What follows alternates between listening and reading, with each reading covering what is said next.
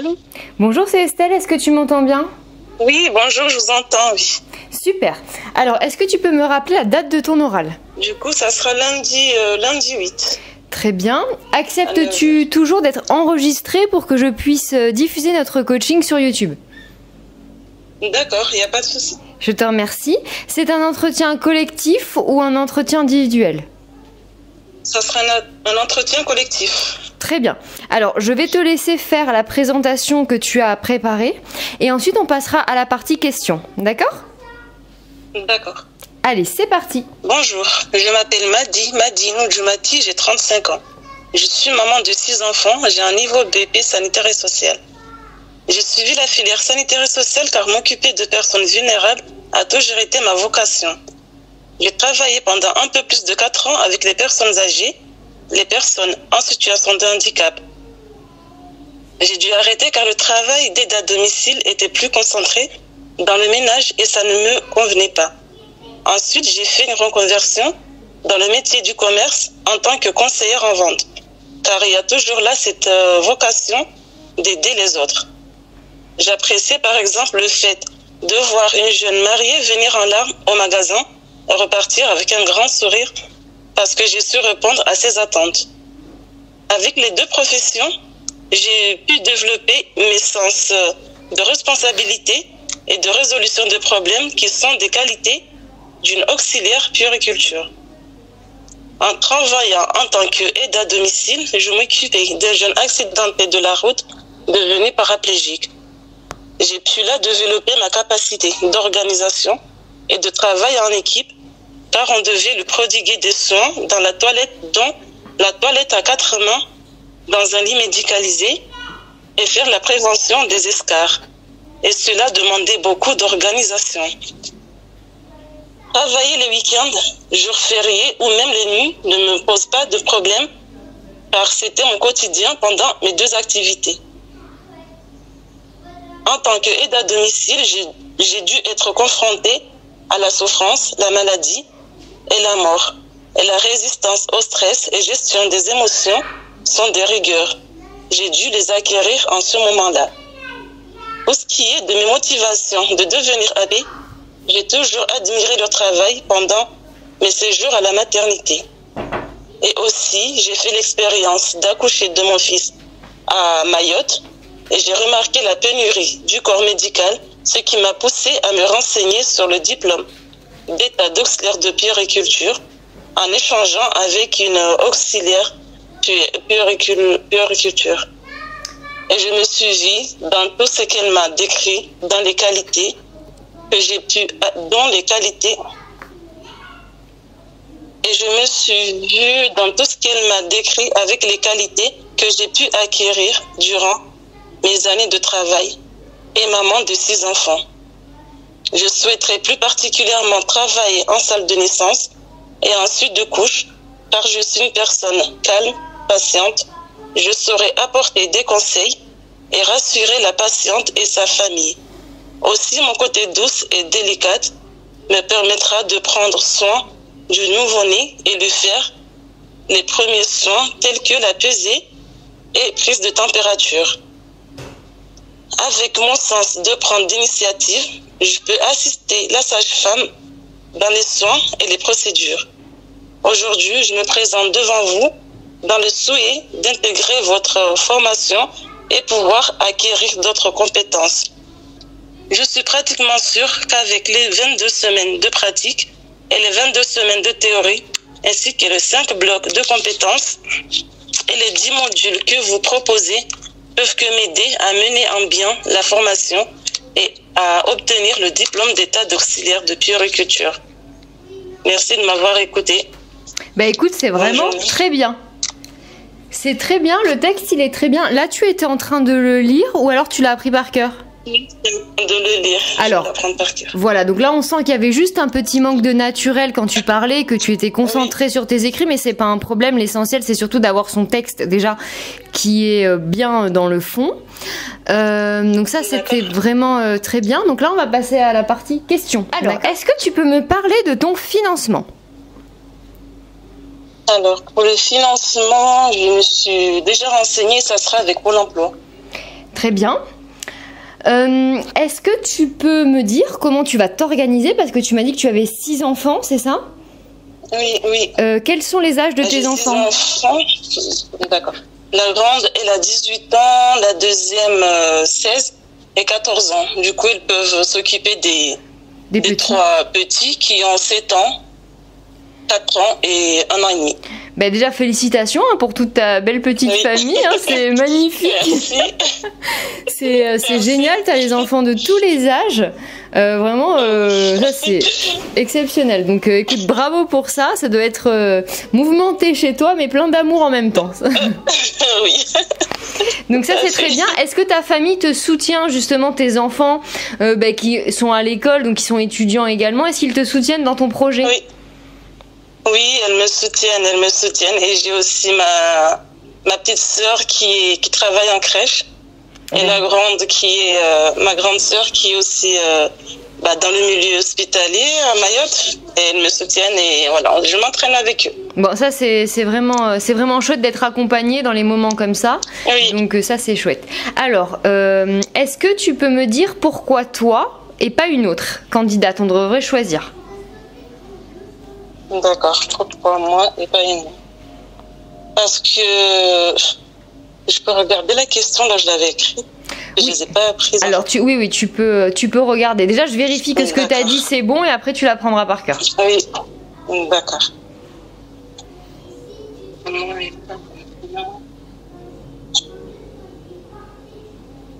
Du coup, je la trouve pas. J'ai écrit pourquoi moi et pas une autre parce que c'est. Sinon, si tu n'es pas sûr, voilà. Ah ok. Sinon, tu me l'aurais dit tout à l'heure. Y a pas de Pourquoi problème. moi, pas une autre? Tout simplement parce que j'ai un projet qui me tient à cœur, celui de devenir auxiliaire de puériculture et mon île, Mayotte, et aussi parce que je veux ouvrir une micro-crèche, parce qu'il y a aussi un manque de multi-accueil, en fait, tout ce qui concerne les enfants à Mayotte aussi. Très bien. Alors par contre, pour ouvrir une micro-crèche, tu sais qu'il faudra que tu sois accompagnée d'une professionnelle qui a un statut de puéricultrice ou EJE. Est-ce que ça, tu es au courant? Oui. D'accord, très bien. Donc alors, si tu résidais en France, je t'aurais pas conseillé de dire ça, mais vu que tu résides à Mayotte, je trouve que ça a du sens ce que tu dis par rapport au manque de places en crèche, etc.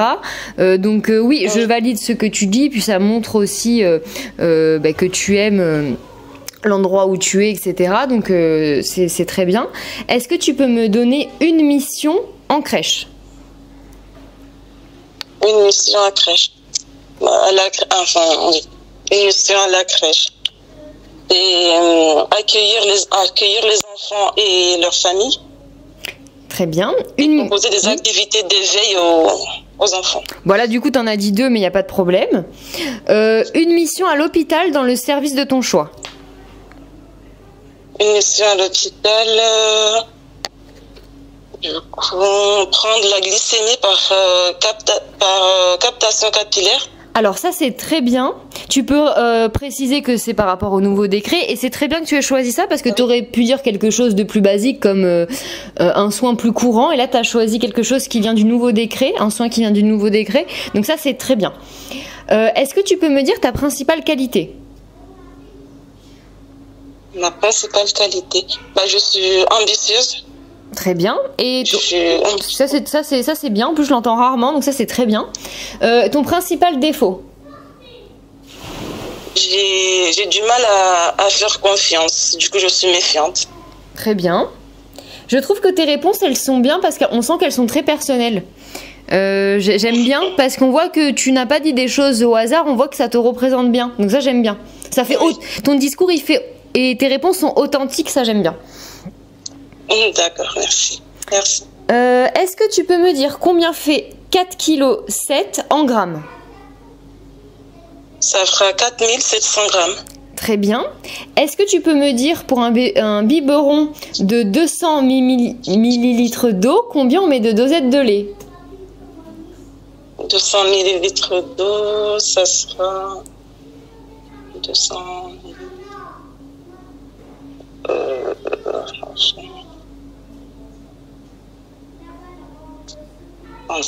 Je sais que c'est 30 millilitres Oui. d'eau. Voilà, alors combien il faut pour... une dosette. Oui, tout à fait. Donc combien il en faut pour aller à 210? Compte de... Ça fera 6. Non, 7. Compte de 3 en 3 sur 7, tes doigts. 7. Ouais, voilà, tu comptes de 3 en 3 sur tes doigts. Oui, c'est la table de 3. Pardon, excusez-moi. Oui, c'est pas de problème.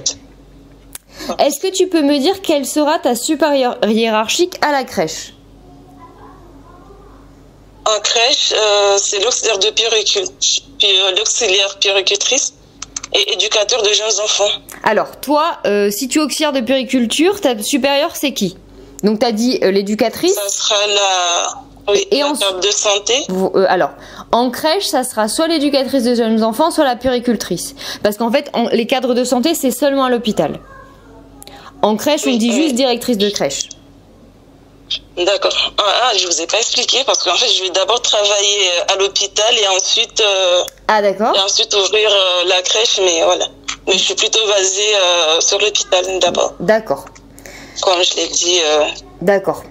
Non, mais en fait, quand je te disais quelle est ta supérieure hiérarchique en crèche, c'était par rapport à un statut en stage, par exemple. Tu vois, c'était ou diplômé. C'était pas vraiment par rapport à ton projet, mais je comprends ce que tu veux dire. D'accord. Est-ce que tu peux me dire ce que c'est la bronchiolite? La bronchiolite, c'est une infection respiratoire des petits bronches due à un virus. Très bien. Est-ce que tu peux me dire comment communiquer de manière optimale avec un enfant? Du coup, pour communiquer avec un jeune enfant, il faut déjà se mettre à sa hauteur et lui parler calmement et en articulant. Oui, mais quoi d'autre?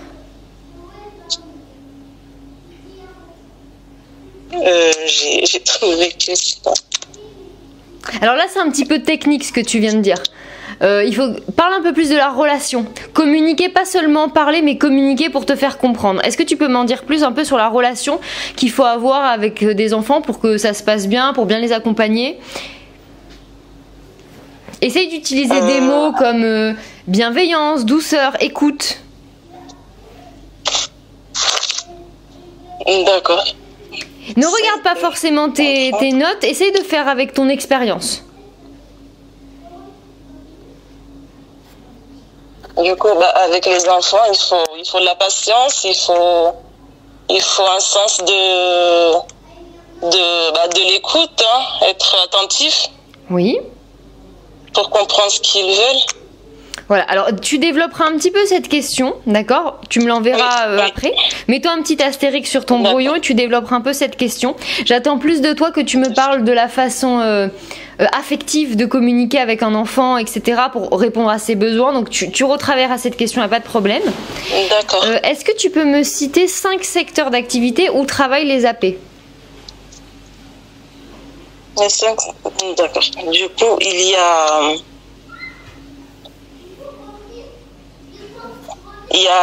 les maternités, la PMI, IME, pédiatrie, néonatologie, pouponnière. Très bien. Il y en a d'autres, mais là, ça suffit. Est-ce que tu peux me donner la définition de la PMI? La PMI, c'est protection maternelle et infantile. Elle accompagne les jeunes enfants, surveille la croissance des enfants et prodigue des conseils. Très bien. Donc des conseils, tu peux dire des conseils dans l'alimentation, dans le sommeil. Tu peux parler de tout ça. C'est un lieu d'écoute aussi pour les familles en difficulté. Est-ce que tu peux me dire combien de temps dure la formation? D'accord. La formation, elle dure 1 an. Oui. Et combien d'heures? La répartition des stages et de l'école. Il y a 770 heures en enseignement théorique, 770 heures de pratique. Très bien. Est-ce que tu peux me dire combien il y a de blocs de compétences à apprendre? À valider, pardon. D'accord. Il y a 5 blocs de compétences et 10 modules. Très bien. Parle-moi du module qui t'intéresse le plus. Voilà, le module qui m'intéresse le plus, ça sera... Voilà, écrit. Du coup, ça sera le module 6, établir une communication adaptée pour informer et accompagner la personne et son entourage. Très bien. Bah écoute, c'est pas mal, hein. Il n'y a qu'une question que tu as à retravailler. Je trouve ça bien. Alors là, on voit par contre qu'il te reste des choses à apprendre, enfin sans ta feuille, parce que je sens que t'as un petit peu, tu t'es appuyé de ta feuille. Il y aura pas de feuille le jour de l'épreuve. Donc maintenant que tu sais que j'ai validé tes réponses, maintenant il faut que tu apprennes par cœur, d'accord? Mais que quand tu le récites, tu aies l'air naturel. Il faut que ce soit comme une conversation. Donc c'est important. Je dis ça également pour celles qui nous écoutent, que vous ayez appris les choses, préparé les choses, mais par contre, faut pas le sentir, faut pas que ce soit récité, d'accord? D'accord. Est-ce que tu as préparé une tenue pour l'oral? Ça sera un pantalon et une petite chemisette blanche. Très bien. Les chaussures? J'ai des bottines. Parfait. Et au niveau du maquillage et de la coiffure, quelque chose de simple, d'accord? Et pas de bijoux trop voyants, voilà. Et les ongles courts. D'accord. N'oublie pas également ta convocation et ta carte d'identité. Et n'oublie pas d'être à l'heure. Voilà, sinon je trouve que tu t'es bien préparé. On voit que tu as fait ça avec soin et sérieux. Qu'est-ce que je voulais te dire d'autre? Est-ce que tu as des questions là ou est-ce que tout est clair pour toi? Normalement, tout est clair. Tout est clair. Je vais juste... voilà, la question où j'ai raté, je vais développer. Voilà, tu me diras après ce que tu as écrit, d'accord? Voilà. Et sinon, non, je pense que c'est très bien. Qu'est-ce que je voulais te dire d'autre? Non, c'est tout. Si tu as des questions, moi je reste à ta disposition jusqu'au jour de l'oral. Et puis sinon, je te souhaite bonne chance. J'attends que tu me donnes le retour sur ta question. Merci également d'avoir accepté d'être enregistré. Ça aidera les élèves qui n'ont pas eu de préparation comme toi. Qu'est-ce que tu as pensé là, à ce moment-là de la prépa, à l'écrit, etc. Comment tu as trouvé ça? Est-ce que tu t'es senti bien accompagnée? Du coup, à l'écrit, en fait, je l'ai fait. Vous parlez par rapport au dossier, à l'inscription. Le dossier, je l'ai fait seul. Tu ne t'es pas servi des corrections? Je regardais. Enfin, je me suis surtout servi de vos vidéos. Je regardais les vidéos, mais non. D'accord. Pas de corrections. Pourquoi tu ne t'es pas fait corriger? Je l'ai fait à la dernière minute, mon dossier. D'accord, ok. Voilà, en tout cas, t'as été prêt à l'oral, donc ça c'est déjà bien. Oui. Donc voilà, au moins tu t'es fait coacher pour l'oral. Oui. Très bien, écoute, je te remercie et puis j'attends de tes nouvelles, ok? Merci à vous, merci. Bonne journée, au revoir.